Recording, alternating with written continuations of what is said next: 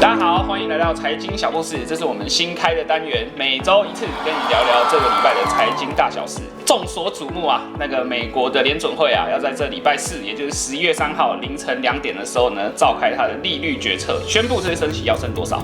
那目前呢，市场上普遍预期这会升3码啦，让整个基准的利率呢来到接近4%左右哦。那其实年初的基准利率大概是0.25%，那今年还没过完，利率已经即将升到4%，这种升息的幅度啊，可说是前所未有，也对金融市场造成非常大的动荡。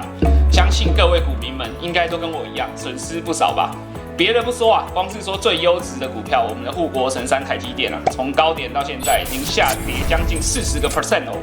可是像我们这种才刚出社会2年，我们也买不起台积电啊。美国升息对我们会有差吗？当然有差，因为你要想一下，美国升息代表美国利息越来越高嘛，那大家是不是会换成美金，就是把你手上的台币换成美金，拿去美国买定存啊，或者是做一些债券相关的投资产品？美元哦，那如果我们不去美国玩，就不用换美元啊，这件事情对我有什么影响？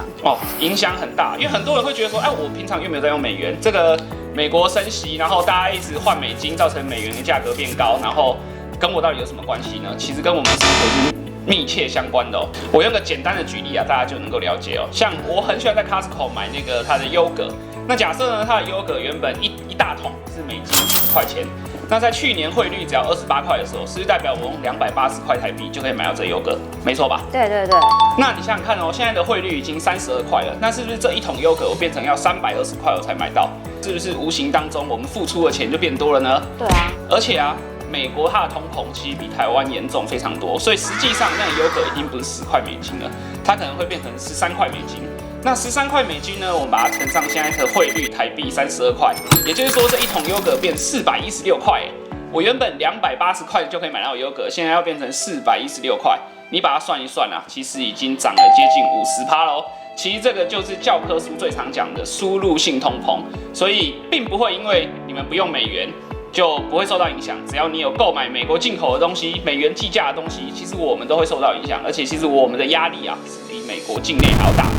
可是我看那个新闻上不是都说，台湾通膨跟全世界比起来也还好。这不好说，你不要让我第一支影片就变成最后一支影片啊。好吧，那我们面对这种输入性通膨，像我们这种刚出社会没有多久，然后我们存款也没有很多的人，应该要怎么做会比较好呢？就跟你刚刚说的一样啊，你就暂时先不要去美国玩，然后呢，也暂时减少购买美国进口或是用美元计价的产品。那如果真的要出国玩呢，可以选择货币同样跟着台币一样在贬值的国家，比如说日本就是一个很好的选择。那除此之外呢，你也要找一个好的投资标的，长期的投资，然后让你的投资报酬率长期算下来呢，可以打败通膨，那抵过那个物价的增幅，这样的资产就可以稳稳的累积喽。好，那这个礼拜的财经小故事呢，就到这边喽。喜欢的话呢，记得按赞、订阅、分享，并且开启小铃铛。如果你有什么想要跟我们聊聊的财经话题，都欢迎在下面留言给我们知道。财经小故事，我们下礼拜见。